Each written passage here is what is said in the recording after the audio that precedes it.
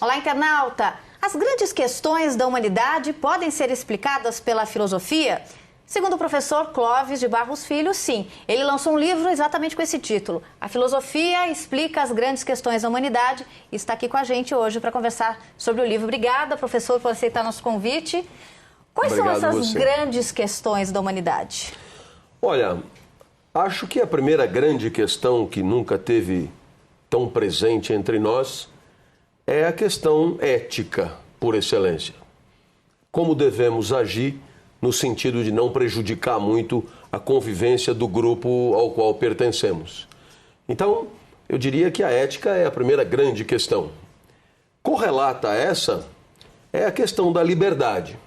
Afinal de contas, a ética é sempre uma escolha de como queremos conviver. Portanto, ela pressupõe uma liberdade de escolha.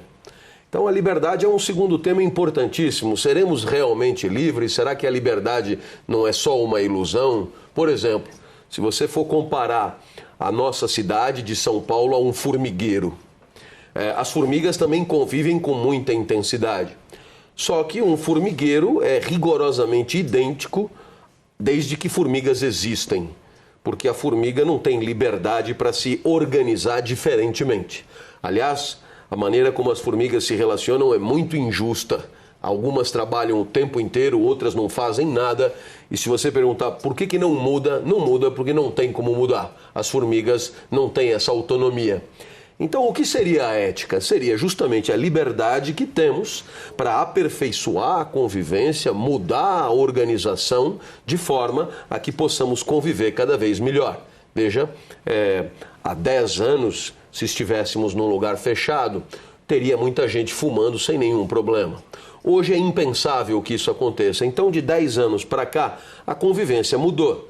E mudou por quê? Porque nós decidimos que fosse assim. Existe, portanto, uma liberdade de definir as condutas que a gente tolera e que a gente não tolera. A ética, portanto, tem essa dupla dimensão, né? Uma dimensão normativa de regras, mas também uma dimensão de liberdade para escolher as regras que queremos seguir. E como é que a filosofia traz luz sobre essas questões? Bem, essas questões são filosóficas por excelência. Se alguém traz luz para elas, é a filosofia. O próprio termo ética é um termo proposto por filósofo, né? Nasce na Grécia, com Aristóteles, e de lá para cá é sempre a filosofia que apresenta, digamos, a última palavra sobre essa reflexão. Mas que fique claro, a filosofia jamais dirá como temos que conviver. A filosofia, em momento algum, nos apresenta uma fórmula pronta que devemos simplesmente aplicar. Pelo contrário, a filosofia é aquela que sempre nos alerta que a responsabilidade para definir a vida e a convivência é nossa, é de quem vive e de quem convive. Por isso, a filosofia é emancipadora, é libertadora.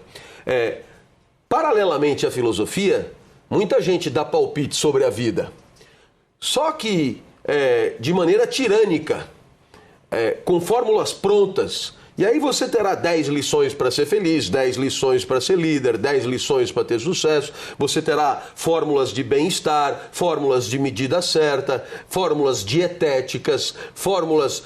enfim, não faltam fórmulas que definem e condicionam a tua vida boa. Qual é a diferença da filosofia? É aquela que diz para você que ninguém é mais especialista em você do que você. Portanto, é você mesmo que tem que descobrir um jeito de viver que não tem por que se adaptar a nenhuma fórmula pronta, porque aquilo que nos alegra, a mim e a você, não alegra necessariamente a outras pessoas, e a gente sabe disso quando a gente tem que conviver intensamente com alguém. Então, justamente a filosofia, ela promete menos, nesse sentido ela é mais humilde, mas ela joga no nosso colo a responsabilidade de descascar esse abacaxi. E esse grande abacaxi é decidir o tempo inteiro para onde queremos ir, por que caminhos, seguindo que regras e, de certa maneira, abandonando que projetos. Porque você sabe, toda vez que a gente escolhe um caminho, a gente tem que jogar no lixo infinitos outros caminhos que não poderemos viver. Então, sempre essa escolha é dramática. Não sei se você me entende. O fato de eu estar aqui agora conversando com você significa que eu não estou em infinitos lugares. E você fez uma escolha. Eu fiz uma escolha, mas essa escolha é sempre difícil. Por quê? Porque a gente sempre perde muito mais do que ganha na hora de escolher.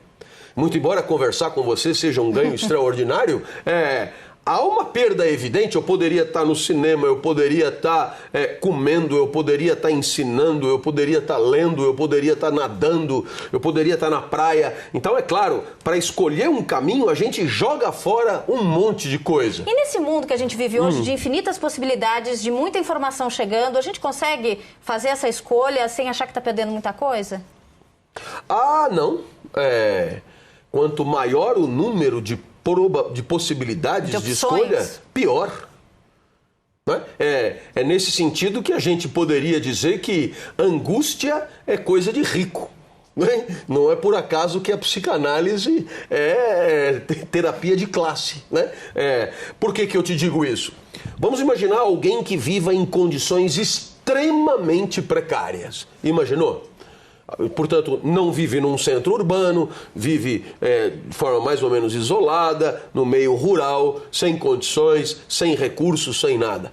Então, saiba, a vida dessa pessoa é mais ou menos a única que poderia ser. Ele não escolhe praticamente nada, ele simplesmente sobrevive. Ora, essa pessoa que não escolhe não tem problemas para escolher. E a angústia é exatamente isso. Essa dificuldade que temos para escolher entre tantos caminhos possíveis. E essa pessoa estaria mais próxima da felicidade, já que ela não tem muitas angústias? Não, eu apenas disse que ela não tem angústia. Isso não significa que ela seja necessariamente feliz. E nem que esteja mais próxima da felicidade. Não. Ela pode, por exemplo, estar com fome e ninguém é feliz com fome. Né? Ela pode estar doente e ninguém é feliz doente. Resolver o problema da angústia é resolver entre infinitos problemas que dificultam o acesso à felicidade. Mas é claro, eu repito, quanto mais alternativas a gente tem, mais angustiado a gente é. E aí eu faço lembrança de recursos que nós temos agora e que até ontem eram ficção científica. Então, hoje, por exemplo, a telenovela mostra, você tem um casal de pessoas do mesmo sexo, não é? Que aluga uma barriga e nessa barriga gesta uma criança e, portanto, legalmente depois fica com a criança como se fosse uma criança para si. Essa possibilidade é uma possibilidade absolutamente atual. Ora, ela é uma possibilidade que antes não existia. Então, se existe alguma angústia na hora de escolher esse caminho, essa angústia antes não existia, porque a possibilidade técnica de fazer isso também não existia. Então, perceba, quanto mais a técnica avança, quanto mais a técnica nos possibilita experiências de vida, mais fica difícil identificar o que nos convém e o que não nos convém. Você sabe disso? A tecnologia nos impõe, estamos submersos. E a técnica, ela se apresenta como sendo uma óbvia vantagem. De tal maneira que a gente não tem nem tempo de pensar, será que isso realmente é bom para mim? Né? A gente meio que sucumbe a essa avalanche. E é atropelado. Você tem o iPad 1 e aí você já tem o 2, o 3, o 4, o 5, o 38, o 42. E se você não tiver atualizado, tem a sensação de estar carente de recursos e, portanto, carente de possibilidade de experiências prazerosas, facilitadoras e assim por diante. Então, eu insisto, quanto mais a vida aparentemente é facilitada pela técnica, mais a angústia nos aterroriza. E quando a gente fala de grandes questões de humanidade, claro que a gente tem uma das grandes questões que é a busca da felicidade, né? Isso. Essa é uma busca que é igual para todo mundo?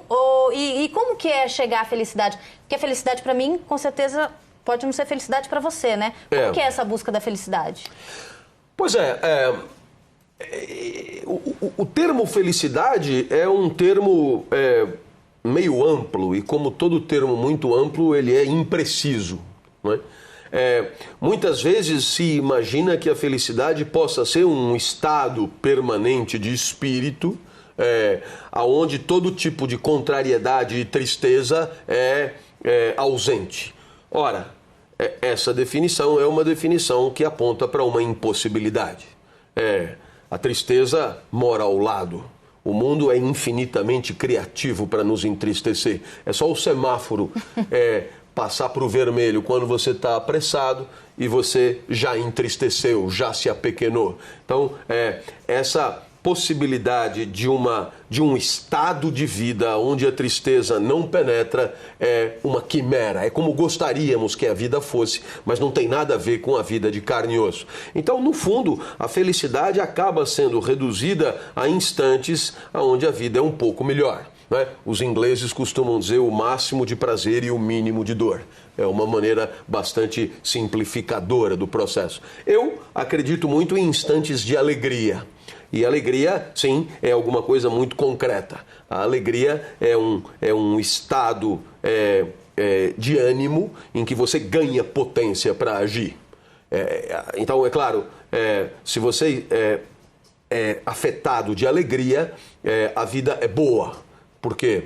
Porque você acaba de ficar mais energizado para encarar os problemas, etc, etc. Então, existem mundos que são alegradores e por isso nós procuramos esses mundos que nós supomos vão nos alegrar. Mas é claro, como a gente não controla quase nada do que acontece conosco, a tristeza acaba se impondo de maneira fragorosa e impiedosa. Portanto, a busca da felicidade é um tema de literatura, um tema de ficção, um tema de ilusão, mas que não combina muito com a vida de carne e osso. A gente falou de ética, falou de angústia, de felicidade. Quais são essas outras questões que o senhor pretende tratar no livro? Trata no livro? Uma questão central para nós é a questão da justiça, propriamente, né?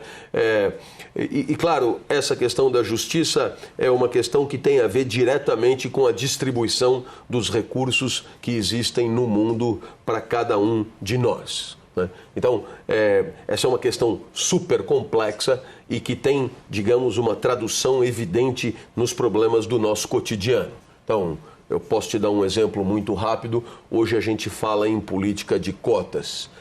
Vamos imaginar que seja para o serviço público ou para a universidade pública.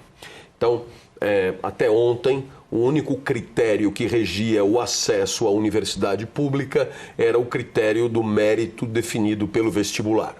E hoje, esse critério é estendido para outras variáveis, como, por exemplo, variáveis étnicas ou variáveis de escola pública, escola privada e assim por diante. Então, você percebe, e a pergunta é, até que ponto é justo que um indivíduo negro com performance inferior a um indivíduo branco tenha acesso a um benefício em detrimento do branco que teve uma performance melhor? É uma pergunta típica, atual e contemporânea. E isso é uma questão de justiça, né? A justiça é a distribuição dos recursos do mundo entre nós. Como os recursos são escassos, então você tem um problema, né? Não tem bolo para todo mundo, né? Se o mundo fosse como numa festa de aniversário de criança, onde você tem 10 crianças e você divide o bolo em 10 pedaços, dá um pedaço para cada criança, os problemas seriam menores. O problema é que na festa de aniversário, que é a vida no mundo, não tem bolo para todas as crianças. E é preciso decidir quais crianças vão ganhar bolo e quais crianças não vão ganhar bolo e por quê. Quais são os critérios desse privilégio, do acesso a esse recurso, em detrimento daqueles que vão ficar de fora. E eu posso te garantir, os argumentos vão ao infinito. Você tem...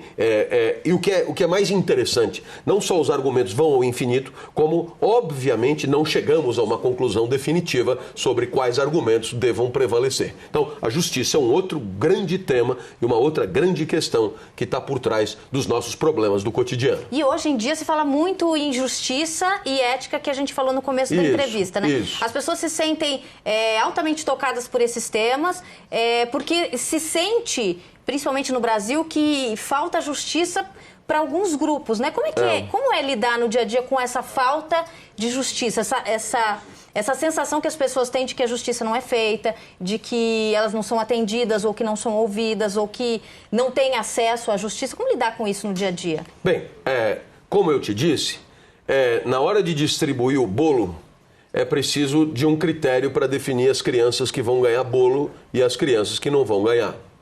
Então, é claro, a sensação de falta de justiça significa o quê? Significa que o critério que eu acho justo para distribuir o bolo não é o critério que está sendo aplicado para distribuir o bolo. Então vamos imaginar que os deputados tenham um salário que tem, mais verba para isso, mais verba para aquilo, mais verba para aquele outro, e ainda tenham a condição, digamos, de ter acesso privado ao patrimônio público. Tá certo? Vamos chamar elegantemente assim, né? Ou seja, tomam para si, patrimônio privado, aquilo que é dinheiro de todos. Pois muito bem, você dirá, isso é uma grande sacanagem, isso é uma grande injustiça. Bom, você pode ter certeza que se você deixar o deputado falar, ele apresentará critérios que mostram que, de acordo com a sua ótica, não é bem assim. E que, de fato, aquela distribuição que o premiou é uma distribuição justa. Então, a dificuldade toda está aí. A sensação de injustiça apenas é uma sensação de que o meu critério de distribuição dos recursos não é o critério que triunfa na sociedade onde eu vivo. O critério que triunfa, aparentemente, é outro. E, claro, na hora que a maioria acha isso, é preciso se perguntar por que o critério que triunfa não é o critério que todo mundo gostaria que triunfasse. Essa é a grande questão. E isso tem um efeito mobilizador, né? A gente viu isso recentemente. Definitivo, na hora que todo mundo se junta e diz, espera aí, tem um bolo e nós somos 10 em torno do bolo e o bolo inteiro ficou para um só, porque esse um só, por exemplo, é herdeiro da família tal, ou é detentor do capital, ou aí, bom, é um critério? Sim, é um critério. Só que os outros 9 não gostaram do critério. Aí esses outros 9 vão para a rua com faixas dizendo, esse critério aí não é um critério que nos convém. A gente quer distribuir o bolo de maneira diferente. Por exemplo, não pagando passagem de ônibus. Então, é uma maneira diferente de distribuir o bolo, tá certo? Outros dirão, não, quero distribuir o bolo de tal maneira a que tal e tal imposto não seja mais cobrado. É uma outra maneira de distribuir o bolo. Ou então, quem vai pagar essa conta são aqueles que são donos do capital, para quem os trabalhadores que pegam ônibus trabalham. É uma outra maneira de distribuir o bolo. Então você percebe que, no fundo, as grandes disputas sociais são em torno de critérios de distribuição de recursos.